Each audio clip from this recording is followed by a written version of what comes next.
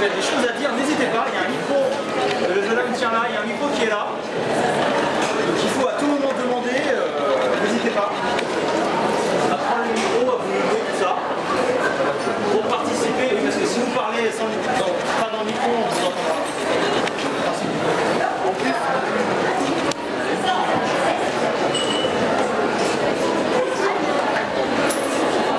donc jusqu'ici tout va bien, hein, on n'est pas inquiet de la technique. C'est normal, pareil, la musique c'est pareil. Voilà, sinon ça va vous? Voilà.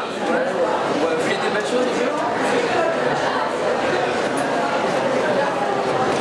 Qui a découvert la série récemment en fait? Pas à l'époque comme ça. Ouais, 1, 2, 3, quand même. Hein. Comment vous avez découvert la série? Merci. Bravo, un gros bisou. Et les autres? Internet, un pote. Ah oui, à la télé carrément. On y va, alors attention. Ah d'accord. Super. Des soucis techniques, pas de problème, en attendant. Ok, ça tourne. Alors, Ça tourne, mais du coup, attention, mettons- nous enregistrons dans les conditions du direct. voilà, c'est normal. On Hein. nous fait confiance pour participer. Hein. On parle tous dans le 3, 2, 1. Ouais. Hey, bienvenue dans ce nouveau numéro du podcast Pourquoi Buffy c'est génial. Donc podcast numéro 15 qui est en public. Est-ce que le public est là? Ouais. C'est bon ça j'aime bien. Donc un numéro complètement exceptionnel, un numéro en public et je suis toujours accompagné de mes Slayerettes, C'est toi la cigarette. Clément et Riley. Salut. Bonjour. Clément et voici Riley. Ça va. Je vous rappelle le principe du podcast, on fait des critiques, on donne des infos à travers des commentaires audio pour mieux comprendre le show et l'apprécier. À sa juste valeur.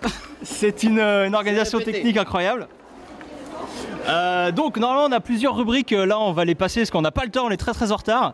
On a la rubrique des gros bisous, on va juste faire un gros bisou à Geekopolis, voilà, pour nous permettre de faire ce podcast avec vous en public, c'est génial. Pas de sondage non plus, on verra ça la prochaine fois. On va vous parler de l'épisode qu'on aborde aujourd'hui. C'est donc l'épisode 3 de la saison 1 intitulé Witch. C'est un terme qui a un double sens, parce qu'en anglais ça veut dire sorcière, mais ça peut aussi dire lequel ou laquelle, which one, voilà. Vous allez voir que c'est un terme qui va prendre tout son sens dans l'épisode. À un moment donné, il y a un twist dans l'épisode et le double sens du terme va prendre tout son sens. Bref, c'est une phrase qui n'a aucun sens. Cet épisode donc joue sur les différentes personnalités, identités d'un même personnage. Le titre VF, Clément? C'est Sortilège, encore un titre génial de la traduction française. Oh là là, on est très en retard. Je vais rapidement. C'est un épisode écrit par Dana Reston, qui n'a pas fait grand chose d'autre depuis, et réalisé. Et nous d'enfer quand même. Nous d'enfer, très bonne série. Bah oui, non, ça. Réalisé par Stephen Cragg. C'est un très bon réal de télé qui fait plein d'épisodes de série encore aujourd'hui. Et épisode diffusé pour la première fois le 17 mars 1997. C'est l'heure du pitch ou peut-être allez pitch de Riley vite très vite. Rapidement, je vous fais un petit pitch. Alors là c'est vraiment c'est le troisième épisode de la série. Ça ne fait pas longtemps que Buffy connaît son rôle de tueuse. Et telle une super héroïne, elle doit vivre sa vie de lycéenne et sa vie de tueuse en parallèle. Et donc Buffy cherche à faire des choses normales de fille américaine, c'est-à-dire devenir pom-pom girl, ce qui est un but en soi. Et elle postule donc au concours pour devenir pom-pom girl, sauf que mais une sorcière semble s'en prendre aux candidates. Alors attention, on est prêt? On est parti, on va lancer l'épisode. Ok, 3, 3, 2, 1, go. c'est parti, épisode est lancé. Alors, première scène dans la bibliothèque donc. Et vous allez voir que donc on est au tout début de la série. Qu'est-ce qui se passe? On est au tout début de la série et donc c'est seulement le troisième épisode et on a besoin de présenter le concept de la série. Et on nous montre déjà deux univers complètement antagonistes qui sont le fantastique et le côté sérieux de Giles, qui sont symbolisés par ce qu'il dit et son petit sermon qu'il fait à Buffy, et l'insouciance et la comédie de l'univers du lycée qui est symbolisé par cette jeune femme Buffy, qui elle dans les plans, en plus dans la mise en scène on le voit, derrière elle il y a une porte, elle est ouverte sur le monde et tout, et Giles lui dans ses plans est enfermé dans sa bibliothèque, enfermé de livres, et donc on nous montre ça, c'est le concept de la série qui entrechoque ces deux univers du teen, de la comédie teenager et du drama fantastique. Voilà, et la série joue tout le temps sur les doubles sens en fait entre le discours et ce qui est montré vraiment. Là, il fait le discours, il parle d'une secte horrible, un culte démoniaque qui est en fait le groupe des pom-pom girls du lycée. Et toute la série va jouer sur ce parallèle. Ouais. Alors n'hésitez pas à lever la main si d'aventure vous voulez le micro, si vous voulez intervenir, si vous n'êtes pas d'accord avec ce qu'on dit par exemple, ou si vous voulez en rajouter. Le micro est là au premier rang, donc n'hésitez pas à le prendre et à commenter par ailleurs cette magnifique scène de Pom-Pom Girl. Par exemple, je ne sais pas. Voilà, sachant que juste avant on avait vu une scène, un plan séquence, en fait un seul plan qui nous montre donc une activité surnaturelle maléfique, quelque chose se trame à Sunnydale. Donc là on va avoir une scène d'audition de Pom-Pom Girl et justement un truc très intéressant, si on aime la théorie du complot ça va vous plaire. Vous allez voir que cette jeune fille qui fait le grand écart là s'appelle Amber. Ok, on est d'accord. Et Amber, on retire bien ce prénom, Amber, c'est un prénom américain. Et un autre personnage qui s'appelle Amy va nous annoncer plus tard qu'elle est entraînée par un entraîneur, forcément, de Pom-Pom Girl, qui s'appelle Benson. Et figurez-vous que Amber Benson, c'est le nom de l'actrice qui interprétera 4 saisons plus tard le rôle de Tara, une sorcière. Une sorcière. On est dans l'épisode Witch. Donc complot, tout ça. Voilà, et puis c'est un épisode aussi Witch qui nous montre que Buffy n'affronte pas que des vampires. En fait, il y a 8 épisodes, je crois, dans la série où il n'y a pas du tout de vampires. Et là, c'est un de ceux-là où il y a justement, c'est pour nous montrer que Buffy n'affrontera pas que des vampires. Il y aura des sorcières, des démons, toutes les figures classiques des films fantastiques. Voilà. Pour ça que cette série est géniale. L'objectif de Buffy dans ce début de saison et dans ses premiers épisodes, c'est d'avoir une vie normale. Elle le répète souvent, c'est ce qu'elle a dit à Giles lors de la scène précédente, elle veut something normal.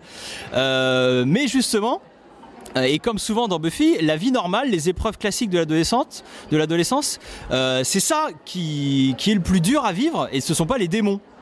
Et là, Buffy nous le prouve, en voulant faire quelque chose de normal, devenir Pom-Pom Girl, elle est rattrapée par sa mission de tueuse et le côté fantastique de sa vie, puisque là, on va le voir, à travers une combustion spontanée, le fantastique entre dans le monde des Pom-Pom Girls. Ça fait très peur. Les pompons prennent feu, attention. Voilà. Juste un petit sondage rapidement pendant que personne ne dit rien. Qui a vu tous les épisodes de Buffy? Un sondage à main levée. Qui sont les vrais fans? D'accord. Il n'y a que des vrais fans. C'est très bien. Bah, ceux qui n'avaient pas vu, vous sortez. Attendez, on a loupé le plaquage, putain, c'était mon moment préféré. On voit la petite culotte de... Non, le plaquage à la rugbyman, j'ai bien aimé. Alors, générique début. Le meilleur générique à la saison 1, bien sûr. Ou pas d'ailleurs. Ou pas. Voilà, les avis sont partagés là-dessus. Le générique préféré de vous qui avez vu tous les... Plutôt saison 1, saison 3, saison 3 là, oui, saison 2 là, oui, ça, oui, les enchères, oui, par là, oui, à gauche, oui. Du 5, pas mal. 5, oui, 6 par là. Ok, à du G. On dit 5. 5, ça marche pas mal. Des choses à dire pendant le générique? Mais j'aimerais bien que le public nous déclare tout son amour pour Buffy. Et personne ne parle là, c'est pas normal. Donc toi tu as mis le micro, c'est pas de chance, tu dois te dire un truc sur Buffy. Buffy c'est génial. Merci. Vraiment. Merci. Tu vas le redire, tu vas le redire correctement. Je vais le redire plusieurs fois, pas de problème. C'est un problème technique. C'est normal, t'inquiète. Tu peux le redire? Buffy c'est génial. Oui, voilà. Oh oui, merci. Bravo. Merci. Donc nous sommes à la bibliothèque. Qu'est-ce que j'ai écrit Ah oui, voilà. Je vous rappelle qu'on est dans le 3e épisode. On l'a déjà dit. Et on a déjà dit ça? Ouais. Bon alors je dis rien. Vas-y Riley, je t'en prie, parle. En fait là, Giles assume totalement dans la première saison, il est très carré, c'est que le rôle d'observateur et rien d'autre. Alors qu'au fur et à mesure de la série, il va s'attacher à Buffy et donc être plus conciliant, on va dire. Et là, il lui annonce que il se passe des trucs et forcément, c'est sur la bouche de l'enfer. Attendez, je me relis. Oui, il n'y a pas que des vampires. Voilà, c'est ce qu'on disait tout à l'heure, il n'y a pas que des vampires tous les... Voilà, c'est là où je voulais en venir, pardon. Comme par hasard, tous les problèmes ont lieu dans le lycée. Et c'est vraiment, c'est très révélateur, surtout les 3 premières saisons qui se passent au lycée, où à chaque fois la menace va venir du lycée en lui-même, parce qu'il est construit sur la bouche de l'enfer. Une référence à Human Torch, un des 4 fantastiques, une référence comics peut-être, Riley. Oui, c'est un personnage des 4 fantastiques, donc publié par Marvel. Et donc voilà, dès ce 3e épisode, Joss Whedon était déjà très branché super-héros, hein, évidemment. Et on l'a vu dans son dernier film... Avenger, je sais pas si Ça vous parle ou pas? vous avez entendu parler d'Avenger. Oui. Et qui a trouvé ça bien? Moi, ça va. Ah, oui, c'est un peu comme ça, hein, c'est mitigé. Ok, on en parlera. Alors, scène 5. Maison de Buffy, donc là, il y a sa maman qui est en train d'essayer d'ouvrir des caisses. Et vous allez voir qu'il y a une mise en parallèle très intéressante de la relation entre Amy qu'on a vu, la blonde qui veut être Pom-Pom Girl, l'amie de Willow et de Buffy. Donc il parle de sa mère. Et de sa mère qui la pousse à s'entraîner pour devenir Pom-Pom Girl. Et donc Buffy du coup se demande quelle est sa relation avec sa maman à elle. Et donc là elle essaye de savoir si sa mère s'intéresse à ses auditions de Pom-Pom Girl. Elle se rend compte que bon, sa mère elle a autre chose en tête. Elle s'occupe de son exposition, tout ça. Et ça, c'est une ficelle classique d'un scénario de série télé. C'est-à-dire qu'un personnage, en début d'épisode, va toujours regretter de ne pas avoir quelque chose. Ici, c'est une relation plus fusionnelle avec sa maman. Elle voudrait une mère qui s'intéresse plus à sa vie d'adolescente. Et finalement, vous allez voir qu'en fin d'épisode, elle se rend compte que finalement, avoir une mère qui est très proche de ça, qui s'immisce beaucoup dans la vie de la jeune femme, finalement c'est pas bien et elle sera contente de ne pas avoir d'avoir une mère qui a une vie à côté de sa fille. C'est une ficelle classique dans les scénarios. Voilà, une intervention, non? Ok. Faut emmagasiner ce que j'aime bien. Mais peut-être, on peut parler du fait que cet épisode parle beaucoup des rapports mère-fille et de la complexité qui peut en découler. Déjà, ça commence là rien que dans cette scène entre Buffy et sa mère, et on verra après plus tard. On va pas spoiler la fin. Peut-être il y a des gens qui l'ont pas vu. Tout le monde a vu cet épisode? Ok. Ah bon, bah très bien. Bah vous savez ce qui va se passer alors. Voilà, les rapports mère-fille. Ce rapport mère-fille est très très important dans cet épisode, comme disait Sartman sur Amy, parce que tout au long de l'épisode, on va le voir, il y a plusieurs plans, plusieurs scènes qui mettent en parallèle Amy et Buffy, et leur mère a fortiori, et c'est essentiel pour la compréhension de cet épisode en tout cas. Alors là, on voit des Pom-Pom Girls charmantes en train de faire une petite chorégraphie. C'est donc les auditions des Pom-Pom Girls. Et figurez-vous que Charisma Carpenter, qui est tout à gauche là, bim qui tombe d'ailleurs. Donc Charisma, c'est le nom de l'actrice, hein, le nom de personnage c'est Cordelia. Et bien figurez-vous que Charisma a été une vraie Pom-Pom Girl au début des années 90 pour l'équipe de football américain des San Diego Chargers. Alors j'ai des photos incroyables à base de permanentes à tout va. Je les mettrai sur le site bien évidemment. On est impatient. Ah voilà, c'est ça dont je parlais, le plan, ce plan...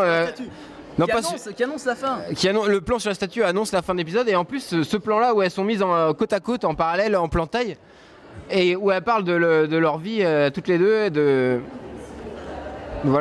leur famille. C'est encore une fois pour montrer ce parallèle entre les deux personnages qui ira jusqu'au bout de l'épisode, et chacune a choisi une voie différente, si on peut dire. Oui, tout est fait dans ce début d'épisode pour nous montrer tous les points communs entre Amy et Buffy. Et donc Amy qui montre la statuette de sa mère dans la vitrine du lycée en disant « That's my mom », c'est ma mère, réplique qui prendra un tout autre sens, vous allez voir, en fin d'épisode. Puis il y a un lourd poids qui pèse sur Amy quand même. Il faut qu'elle arrive à la hauteur de la gloire de sa mère. De la grande Catherine. De la grande Catherine. Et là, Amy vient de faire tout un speech sur sa mère en la mettant sur un piédestal. Et là, Willow va enchaîner avec... Ouais. Willow va enchaîner avec un speech sur la mère de Amy, totalement à l'opposé de ce que vient de nous dire le personnage, en la traitant carrément de nazi. Donc ça va très loin. Alors petite info qui peut-être vous intéressera pas, mais on l'a dit quand même. Justement toutes ces références, Willow parle de la mère de Amy, elle compare à une nazie. Ça, toutes ces choses-là, ces références au nazisme, c'est dans les versions allemandes de Buffy et dans les versions allemandes des séries télé en général, c'était des choses qui étaient coupées, qui étaient remplacées à la traduction par elle est très méchante ou d'autres choses comme ça. Voilà. On aime beaucoup communistes. On n'aime pas trop parler de ça en Allemagne. C'est encore un sujet un peu touchy. Là, les filles font une référence. Enfin, c'est Buffy qui fait une référence au film Mommy Dearest, Maman très chère en français, je ne sais plus. Un film de 1981 de Frank Perry avec Faye Dunaway et Diana Scarwid. Diana Scarwid que Riley connaît. Bien sûr. Riley connaît très bien. Elle a joué dans Lost. Je sais pas référence Evil Dead avec la caméra qui s'approche du personnage. Bref. Il fallait que je la place. Bref, le film Mommy Dearest, donc ça parle de l'actrice Joan Crawford, une star d'Hollywood des années 30 et jusqu'aux années 60, elle a une carrière très longue d'actrice et donc qui est complètement folle avec sa fille, ultra maniaque et qui devient jalouse de sa fille. Plus elle grandit, plus elle devient jalouse. Et donc cet épisode est une vraie référence à ce film Mommy Dearest, donc avec Faye Dunaway, que je vous conseille, film intéressant. Et là j'aime bien parce qu'en fait on se rend compte que les pom-pom girls entre elles sont en fait de vraies tueuses, de vraies sorcières entre elles. Ça rigole zéro et là elle est carrément flippante la petite Cordelia. Elle qui est d'habitude si coconne. Mais non. On avait aussi une fausse piste en fait, la séquence commençait dans le vestiaire avec un plan subjectif d'une caméra qui s'approche comme dans un film d'horreur. Et aussi on avait avant le générique une scène en subjectif qui en fait ce plan subjectif c'est la menace de l'épisode. Et là c'est une fausse piste parce que ce plan subjectif s'approche de Amy en la mettant en position de victime et on verra plus tard que Amy n'est pas la victime de cet épisode. Et vous allez revoir plus tard ce plan subjectif qui s'approche des victimes, qui nous montre l'environnement de la sorcière plus tard dans la maison, revient tout au long de l'épisode et on ne sait pas jusqu'à la fin qui est le vrai coupable avec de nombreux twists qui arrivent. Oui, ce procédé de mise en scène qui est donc la caméra subjective, c'est quand la caméra se met à la place d'un personnage, comme si on voyait ce que voit le personnage. Et donc c'est très intéressant d'utiliser ça dans un épisode qui joue sur les doubles identités, sur qui est qui veut paraître quoi. Et donc cette utilisation régulièrement des plans subjectifs est un indice sur la thématique de l'épisode. Ouais, et puis tout l'épisode est construit comme un who done it. Who done it, c'est un terme pour, enfin, qui est le coupable. C'est souvent utilisé pour les slashers, les films de genre slasher. Et là, ce plan subjectif est tout le temps là dans les giallo des années 70 par exemple, et Suspiria, etc. de Dario Argento. Et là, ça joue vraiment avec tous ces codes du slasher dans cet épisode. Il y avait une affichette Lost, c'était bien sûr une référence à la série Lost, Riley. Oui, voilà, les créateurs de Lost ont vu cet épisode et ont appelé leur série sûrement. Voilà, à cause d'un tout petit détail dans le décor que personne n'a vu, j'imagine. Mais si, c'est évident. Alors là, on arrive chez la sorcière. Ouh là là, on a très peur. On a très peur, effectivement. Voilà, donc là, on a compris qu'on était dans la maison de la sorcière. Bon, il y a tous les clichés et symboles de la sorcellerie. Hein. Voilà, les bougies, les crânes, les bocaux, les chaudrons.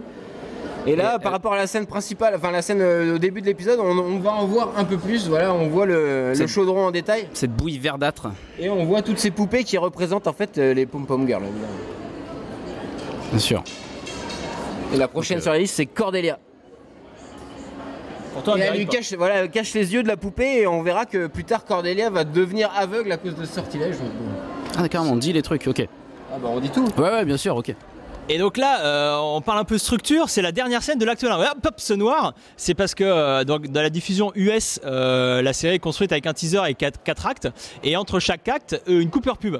Et donc là, il faut savoir qu'il y a eu une coupure pub entre ces deux scènes-là, et c'est quelque chose qu'on dit régulièrement dans nos podcasts, c'est qu'à la fin de l'acte 1, le méchant de l'épisode doit avoir été identifié. Donc là on a vu qu'il y a une sorcière qui s'attaquait aux pom-pom girls et donc c'est pour ça qu'on finit l'acte 1 sur ça, sur Cordelia en danger et qui sera a priori victime d'un sortilège pour faire rester le téléspectateur qu'il ne zappe pas pendant la pub. Donc la conversation entre Buffy et sa mère, et elles font des références, alors ça va être un peu technique, on va parler coiffure, bon. Elles font des références aux différentes coupes de cheveux qui était à la mode à l'époque où Joyce, la maman, était adolescente. Donc on parle de Farrah Fawcett, hein, qui jouait dans Drôle de Dame, une coiffure tout en volume, et de Sandra Dee du film Gidget. Donc ça c'est plus un peu classique qui rebique un peu. Enfin, je vous encourage à aller voir des photos. Je mettrai des photos sur le site de toute façon. C'est très important, très important. Et surtout l'intérêt de cette discussion sur les coiffures, c'est surtout pour montrer que Buffy et sa mère sont différentes. Et la scène finit par I'm not you.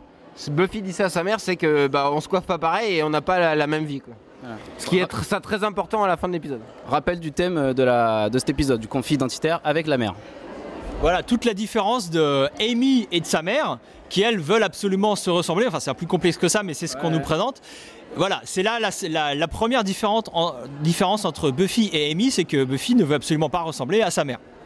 Et donc là, le couloir du lycée, on parle de la romance la possible romance entre Alex et Buffy, qui est un des thèmes de cette première saison. Ouais. Xander qui sera toujours amoureux de Buffy, hein, quelque part, je pense, à mon avis. Qui est amoureux de Buffy dans la salle? Moi. Ah, il y a au moins une personne qui s'assume, c'est bien. 2-3 personnes, ouais. Et juste si on peut parler de symbolisme un peu... Peut-être Clément. Ah ouais. Vous entendez Clément, les gens? Ok, pardon. Alors, oui, d'accord. Alors peut-être on peut aller... Oui, c'est vrai. On peut parler un peu de symbolisme, un peu forcé, mais il m'a semblé que le haut que porte Cordelia, d'une couleur un peu verte comme ça, rappelle peut-être la potion dans laquelle sa poupée était trempée, ce qui peut figurer qu'elle est déjà là sous le charme de la witch. Voilà, surtout que au niveau du son, là on n'entend pas bien dans ces conditions, mais il y a un son magique quand Cordelia croise Xander et Willow, qui est un peu très marqué. On l'entend très bien, ça fait un son à la Harry Potter un peu forcé, qu'on revoit encore quand Buffy suit Cordelia dans voilà, qui nous dit clairement que Cordelia est ensorcelée et il n'y a aucun doute là-dessus, quoi. C'est pas très subtil pour le coup. Alors là, l'acteur, je suis désolé de te couper, j'ai une info primordiale. L'acteur qu'on voit là qui s'appelle Jim Dugan, que tout le monde connaît bien sûr parce qu'il a joué dans The Mask, il joue l'assistant du détective un peu attardé. Film génial. Il a aussi joué un tout petit rôle dans un film que tous les fans de Buffy connaissent qui s'appelle My Stepmother is an Alien. Donc ma belle-mère est un alien, bien sûr. Donc film que les fans connaissent parce que c'est un film dans lequel Alyson Hannigan et Seth Green, donc les acteurs qui jouent Willow et Oz, ces deux acteurs jouent aussi dans ce film à l'époque où ils sont enfants. Voilà, pour l'info. Pas d'intervention dans le public, non Très bien, on n'a qu'à continuer le spectacle. La scène de cascade peut-être fait un peu peur là. Voilà, bon là on est d'accord, c'est pas la meilleure scène de la série avec cet accident un peu cheap de permis de conduire et qui vient un peu comme un cheveu sur la soupe. Par contre la fin de cette scène, donc ce qui se passe maintenant, ça c'est plutôt bien vu. Et assez bien. C'est bien vu. C'est écrit, hein, c'est très bien écrit. Ah putain, attention! Non, Buffy plaque une deuxième personne dans cet épisode. Buffy va plaquer une deuxième personne. Et allez! Super Buffy, merci Buffy. Il faut parler dans le micro. Tu as quelque chose à dire dans le micro, c'est ça? Thématique plaquage peut-être. Ah ouais. Ici, une analyse sur le plaquage peut-être. Il faudrait peut-être mettre en place un compteur plaquage dans Buffy. Exactement. Ah oui, c'est vrai. Très bientôt. Voilà, donc on a vu que Cordelia était aveugle. Et on le savait déjà. Alors oui, donc on est en 97, il n'y a pas trop de moyens, les effets numériques sont pas trop développés. Donc on a vu, c'était un peu cheapo, c'est l'actrice Charisma Carpenter portait juste des lentilles blanches pour montrer sa cécité. C'était pas dingue, mais bon, ça fait la blague, hein, c'est pas ouf non plus. Donc là, nous sommes à la bibliothèque. Et là, ce qui est intéressant, c'est qu'à l'époque, la série, c'est les premiers épisodes, je le rappelle, la série est très procédurale. Procédurale, ça veut dire qu'on retrouve toujours la même structure à travers les épisodes, et ils ont toujours un début, un milieu et une fin qui sont quasiment identiques. Ce qui va changer par la suite, la série va devenir de plus en plus feuilletonnante, c'est-à-dire que les histoires vont s'étaler sur plusieurs épisodes et non plus un seul. Et donc là, c'est typiquement une scène classique de saison 1 où il y a un démon qui fait... je t'en prie, monsieur le Jedi, explique-nous. Oui, c'est juste pour dire que si c'est aussi structuré, à mon avis, c'est aussi que c'est la première saison et donc en termes de décor, ils n'ont pas grand-chose. Exactement. Ils sont obligés de revenir souvent aux mêmes endroits. Et Ewan McGregor a toujours raison. Oui, effectivement, ils n'ont pas beaucoup de décors et du coup ce lieu de la bibliothèque prend une importance essentielle. c'est là où se font tous les briefings, les débriefings, et à tel point que ce décor deviendra le décor principal du dernier épisode de la saison avec le combat final qui a lieu sur le toit et le maître se retrouvera empalé dans la bibliothèque. C'est clair, oui, il y avait beaucoup moins de budget qu'il y a eu dans les saisons suivantes et les décors étaient limités et du fait, beaucoup de scènes se passaient dans ce décor de la bibliothèque. Là, Jace, dans un scénario original, il proposait de jeter la sorcière, la présumée sorcière, dans un étang pour voir si elle flotte, pour savoir si c'était une sorcière ou pas. Voilà. Ça a été coupé, c'est dommage, c'était une très bonne vanne de Jace. C'est pas une référence au Monty Python, peut-être? Sacré Graal? Quelqu'un l'a vu? Ouais. Oui, c'est une référence aux sorcières. Oui, mais c'est une scène où il y a une sorcière dans Sacré Graal, voilà. Et comme dans les Monty Python, justement, là, on détourne un peu les codes sur les sorcières et on joue sur l'humour noir. On tourne la sorcellerie en dérision et c'est un des thèmes de Buffy, le fantastique, est souvent traité de façon humoristique. Ce qui permet une certaine distanciation et ce qui fait passer certains effets cheap bien mieux. Je sais pas si vous avez vu, la scène a commencé sur un plan sur un miroir. Peut-être que vous avez fait gaffe. Là, ça a l'air de rien, mais. Vous avez vu le miroir? Voilà. Et voilà, donc. C'est un plan qui a énormément d'importance. Voilà. Ça. Non, je sais pas. Non, parce que ça, on l'avait pas prévu déjà. Et puis non, c'est pas ça qu'on devait dire. Plus fort, pardon. Plus fort, ok. Alors donc là, c'est officiellement, je vous l'annonce, le premier sort de magie lancé par Willow. Donc ceux qui connaissent la série savent que Willow par la suite va devenir une grande sorcière. Et donc là, elle jette un premier sort, c'est un sort un peu chimique, à base d'œil de triton, tout ça, pour savoir si Amy a jeté un sort ou pas. Et donc c'est la première fois que Willow s'essaye à la magie. Et ce qui est intéressant aussi à te voir, c'est qu'avec la scène d'avant où Willow faisait des recherches sur informatique, et là qui se passe dans un laboratoire, on a aussi les thèmes de la série policière qui sont très forts dans cette première saison, où on est beaucoup dans l'enquête. Qu'est-ce qu'il y a? Faut que je parle plus fort, mais j'ai l'impression d'hurler déjà. Ces premiers épisodes joue beaucoup le fait de l'enquête et remplace le meurtre par un démon qui vient boucher la bouche des gens par exemple, et Buffy et son équipe agissent comme les experts un petit peu, ils font de la magie ou des expériences pour trouver le coupable. Donc là Alex nous dit qu'ils ont trouvé la sorcière, ils ont trouvé notre Sabrina, référence bien évidente à la série Sabrina l'apprentie sorcière, bien sûr, que tout le monde connaît. Grande séance, grande série. Demain sur Sabrina, venez. Non, ce qu'il faut dire, c'est que Sarah Michelle Gellar, qui joue Buffy, a passé le casting pour jouer Sabrina, il me semble, c'est ça? Tu étais censé faire une recherche là-dessus, Riley. Ah oui, mais j'ai fait énormément de recherches. Et oui, elle a pas été prise au casting et tant mieux pour nous. Est-ce que quelqu'un a l'info par là? Parce que voilà, Riley n'a pas fait la recherche. Nico, il a l'info. Non. Nico, t'as toutes les infos normalement, tu déconnes. Okay. Alors là, attends, il se passe un truc quand même incroyable. Donc la mère qu'on pensait evil, qu'on pensait démoniaque depuis le début, nous apparaît finalement comme la victime de cette satanée Amy. C'est un twist, on appelle ça en scénario un twist. Donc quand voilà. Tout ce qu'on croyait vrai est inversé. Voilà. On se rend compte que Amy finalement elle n'est pas si soumise que ça à sa mère, ce serait plutôt l'inverse. Voilà. Et en plus elle a Buffy sous son contrôle. Mais on comprend pas pourquoi, c'est pour ça qu'il y aura un deuxième twist plus tard dans l'épisode. Donc là vous avez vu, hop, il y a un noir, on était à la fin de l'acte 2, pub, et donc voilà, c'est pour ça qu'il y a eu le twist à ce moment là, pour appâter le client si on peut dire. Et alors là, vous allez voir, ça va être très furtif. Je vous invite à regarder l'écran très bien, et surtout la poitrine de Buffy, sans arrière-pensée. Mais c'est parce que Buffy porte sur son t-shirt, regardez, il y a un chat noir. Et le chat noir, comme tout le monde le sait, c'est l'animal très caractéristique des sorcières. Oh la vache, ah ouais. Et ça peut nous donner un indice sur le fait que Buffy subit un sort lancé par une sorcière. Donc tout est important dans Buffy et dans les séries en général, notamment les costumes. Voilà, on est sur la meilleure scène de l'épisode où Buffy vient d'arriver en chantant Macho Man des Village People. Macho Man. Non, on va pas faire ça. Et si on connaît bien Buffy, là on se rend compte direct qu'elle est ensorcelée. C'est pas possible qu'elle arrive en chantant les Village People. Les Village People ont fait des très bonnes chansons. Je vois pas si Oui, mais Buffy chanterait pas ça, à mon avis. Buffy ne chanterait jamais Macho Man, je pense. Ouais, ça c'est sûr. Puis là, elle est complètement insupportable. Et en fait, c'est ça son maléfice. Elle est chiante. Pardon, excusez-moi. Non, elle a juste énormément d'énergie. Non, oui, elle est très énergique. Elle est un peu faux-folle, un peu gamine. Là, c'est dans le conducteur, on n'a plus rien à dire là pendant 3 scènes. Donc là, c'est vraiment le moment de parler, s'il vous plaît. Les gros fans, allez-y, dites un truc. Déclarez votre amour pour Buffy, non? J'aime Buffy. Sinon, on va meubler avec des quiz et des sondages et des énigmes de merde. On nous réclame un quiz. Un quiz. Moi je pensais, on va profiter qu'il y ait des gens qui connaissent un peu le podcast pour poser cette question.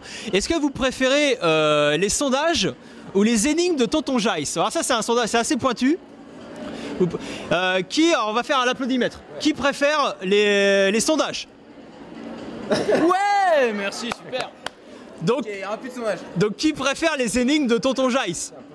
On a une personne, donc ça fait. Donc c'est officiel, Riley, arrête de faire des chroniques. Tu arrêtes tout. Ouais, tu arrêtes tout. Donc là on est dans le gymnase. Voilà. Wouh, allez, super Buffy, on est en forme. Axel s'en rend compte d'ailleurs. Alex, pardon. Là, on voit qu'on est en saison 1, il y a des zooms pendant tout l'épisode, c'est assez bizarre, ils vont plus faire ça par la suite, mais ça fait très mal aux yeux, ces zooms un peu brutaux comme ça. C'était notre époque aussi. C'est ça, c'était... En fait, tout cet épisode, bon là je prends un peu de l'avance, mais là on n'entend pas non plus, mais la musique de cet épisode est très kitsch, très années 90. Grave.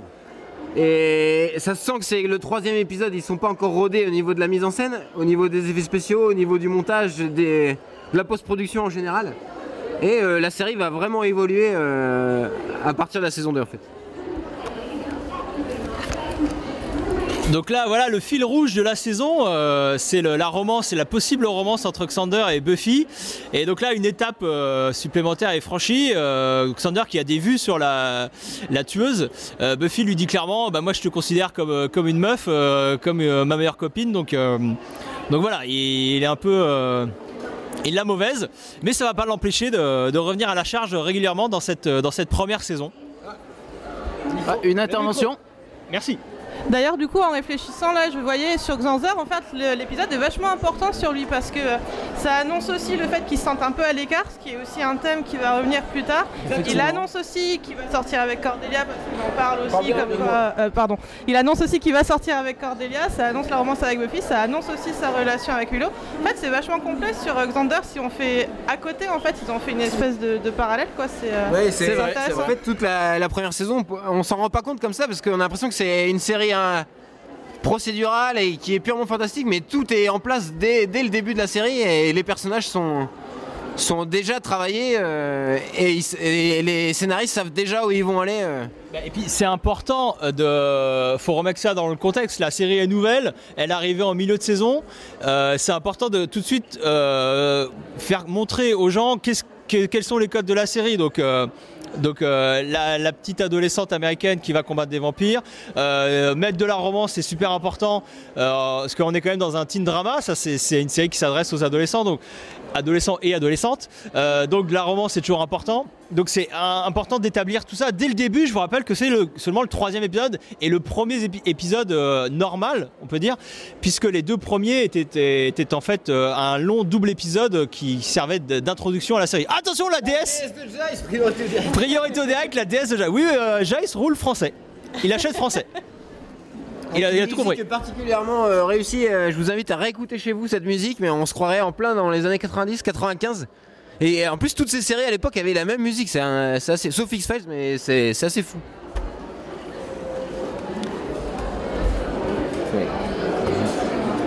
Intervention, non? Ça va?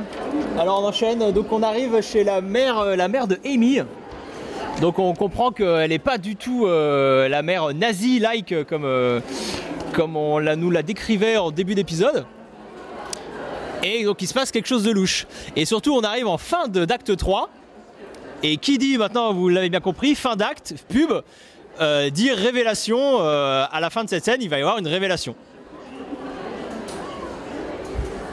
Bon, on balance la révélation, non? Parce que Sinon, ça va être. Le suspense, c'est voilà, il y a un nouveau twist encore dans le scénario. En fait, c'est Amy et sa mère ont échangé de corps puisque sa mère a envie de rester jeune. Et Buffy va reconnaître Amy tout de suite. Voilà, elle est exactement là. Et bim. Ce qui rechange encore tout l'épisode et ce qui remet en perspective ce qu'on disait sur sa mère tout à l'heure et ce qui donne un sens aux scènes où Buffy et sa mère parlent dans la cuisine depuis le début. Une intervention peut-être, ouais. Et du coup, est-ce que ça augure pas aussi du fait que Amy change une première fois de corps? Alors on sait que ça va lui arriver aussi plus tard dans la série. Ouais, c'est vrai. Pendant un bon paquet de temps. Oh, c'est juste un truc réutilisé. C'est intéressant de noter. Tout à fait, Parce oui, que pour ceux qui savent pas, Amy va devenir un rat pendant 4 saisons, je crois, ou je sais plus combien. Et elle va rechanger de corps du coup. Et donc là, début de l'acte 4, on a eu le twist incroyable, et donc là, Amy, donc dans le corps de sa mère, explique ce qui s'est passé. Et vous allez voir que c'est intéressant au niveau mise en scène là, parce qu'au moment où Amy, donc dans le corps de sa mère, va évoquer son père absent, on voit Giles au second plan. Derrière Buffy et derrière elle, c'était juste avant. Et donc c'est assez intéressant parce que pareil, voilà. À ce moment-là, et c'est intéressant parce que toujours dans ce principe des points communs entre Buffy et Amy, on voit que là aussi la différence a été que la figure paternelle de Amy est partie, ses parents ont divorcé, mais Buffy a trouvé en Giles une nouvelle figure paternelle de substitution, et on sait très bien que ce que représente Giles pour Buffy, c'est un père protecteur qui est là à ses côtés, et c'est aussi grâce à lui qu'elle ne fait pas toutes les erreurs qu'a pu faire Amy par exemple. Et dans Buffy aussi, ce qui est important, c'est que souvent une des recettes, c'est de prendre une expression connue, mais de s'en servir de manière très concrète. Ici, l'expression pourrait être qu'un parent projette ses envies à travers son enfant. Et bien dans Buffy et dans toutes ces métaphores fantastiques, ça devient... On a eu très peur, pardon. Il y a eu un chat qui est sorti du coffre. Et donc dans Buffy, qui utilise des métaphores fantastiques pour parler de vrais problèmes humains, ces parents intrusifs qui se voient à travers leurs enfants devient carrément une mère qui prend le corps de son enfant. Donc c'est très très clair. Ça permet de parler de sujets graves, de sujets qui touchent des adolescents, mais de manière un peu plus fun, parce qu'on est dans le fantastique. Ah, attention. Là, il y a la musique de Mortal Kombat pour les spécialistes. Si, on a une confirmation de Obi-Wan Kenobi. Et en fait, toute cette partie avec les majorettes, et Sardman, tu sais ça, mais ça, en fait, c'est en lien direct avec le film Buffy qui est sorti en 92. Ouais. Où Buffy essayait déjà d'être pom-pom girl. Et reprendre cette intrigue sur le fait des majorettes, des pom-pom girls, c'est vraiment être dans la continuité du film. Tout en permettant, on verra à la fin que Buffy va détester les pom-pom girls, elle ne sera plus jamais pom-pom girl, c'est de tirer un trait sur le film, tout en l'incluant dans la continuité de l'univers. Une intervention, tais-toi Riley, une intervention du public. Ah oui.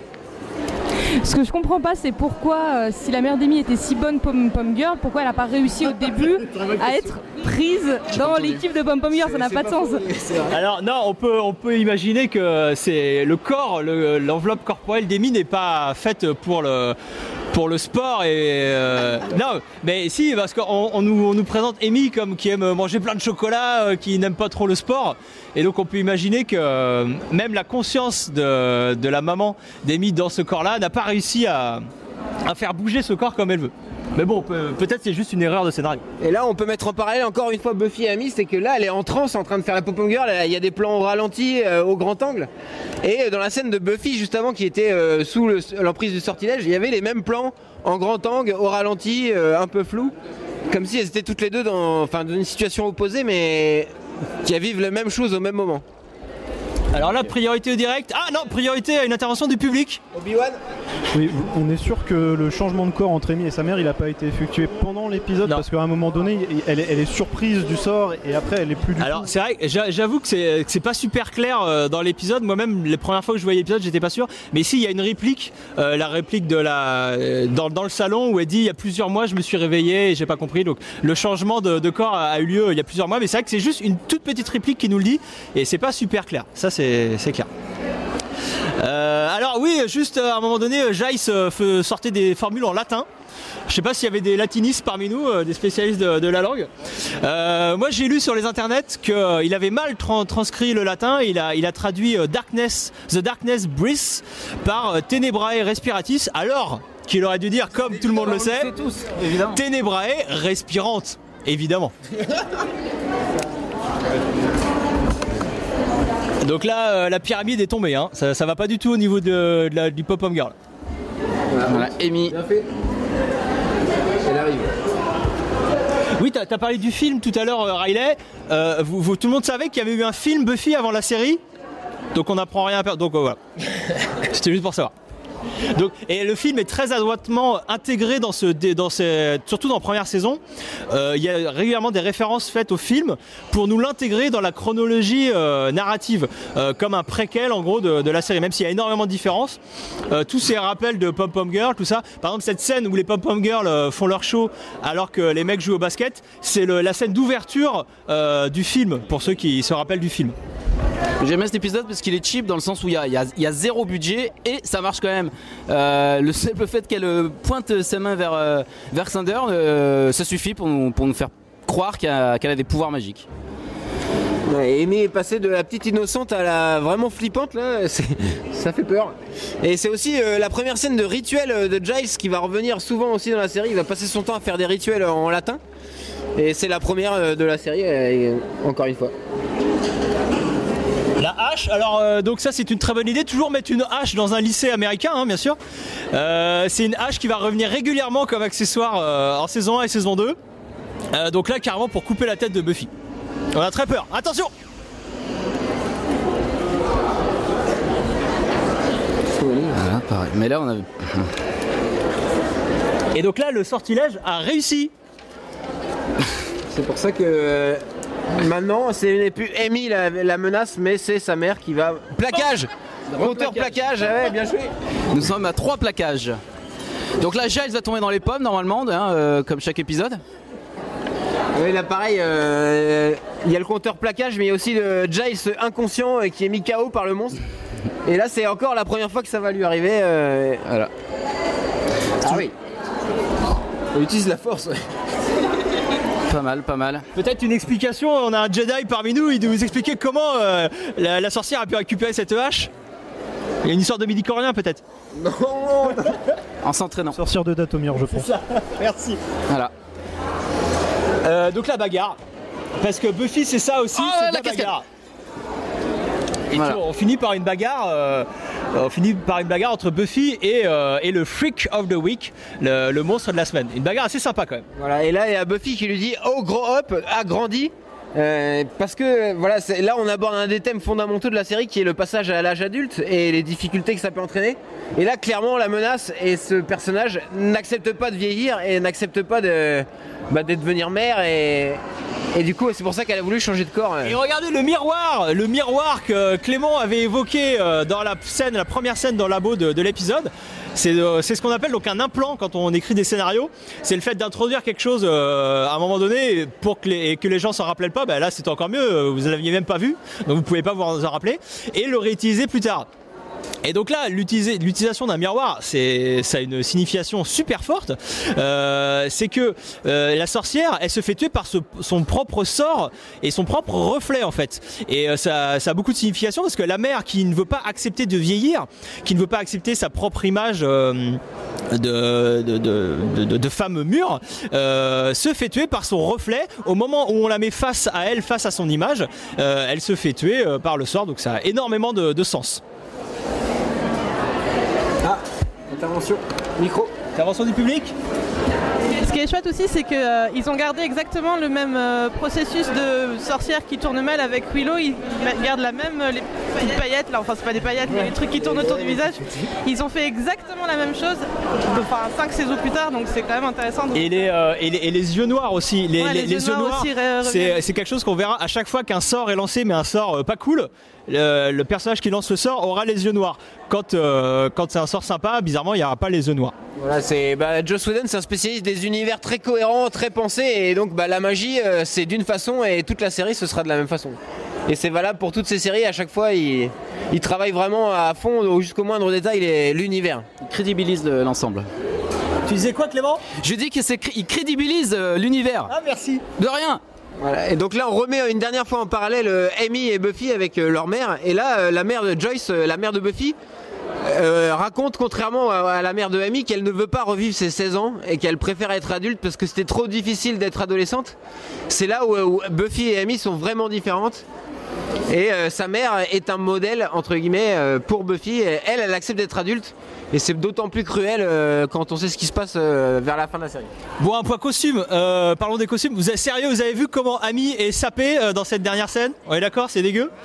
On a fini dans 2 minutes, on est bien. Et donc oui, c'est important aussi, tout a une signification, les costumes bien évidemment. Amy qu'on a vu dans tout l'épisode habillée de manière très féminine, avec des petites jupes, des chemisiers, tout ça. Là, ils ont forcé le truc en l'habillant avec un t-shirt dégueulasse et un pantalon tout moche pour montrer que, là on voit enfin Amy, alors qu'avant c'était la mère qui avait pris possession de son corps, et donc pour nous montrer que l'ambivalence des deux personnages aussi à travers les costumes. Peut-être une intervention? Non, on va y aller, on a bientôt fini. Et là on arrive sur une fin comme dans la 4e dimension, pour ceux qui connaissent, assez horrible, où la mère de Amy se retrouve coincée dans la statue, voilà, pour l'éternité, ce qui est plutôt assez horrible, et qui est un truc qui va revenir plus tard. Oz va s'arrêter devant cette statue, et Oz qui est un personnage qui arrive en saison 2, et elle va se rendre compte que cette statue est vivante. Seul, qui se rend compte de quelque chose. Donc finalement Catherine, donc la mère de Amy, obtient ce qu'elle a toujours voulu. Elle est enfermée dans le trophée de sa jeunesse. Elle sera pour l'éternité, la grande Catherine, elle sera pour l'éternité l'image de cette pom-pom girl qui était très populaire. Alors là on a fini. Si vous voulez participer et parler dans le micro, c'est maintenant, ou sinon c'est terminé. Pas d'intervention. Alors on vous remercie tous d'avoir participé à ce podcast en public, et vous aurez le droit à un gros bisou lors du prochain numéro. Voilà, on est pris par le temps en fait pour le lieu, donc on peut pas dire tout ce qu'on voulait dire, mais merci beaucoup d'être venu. Merci.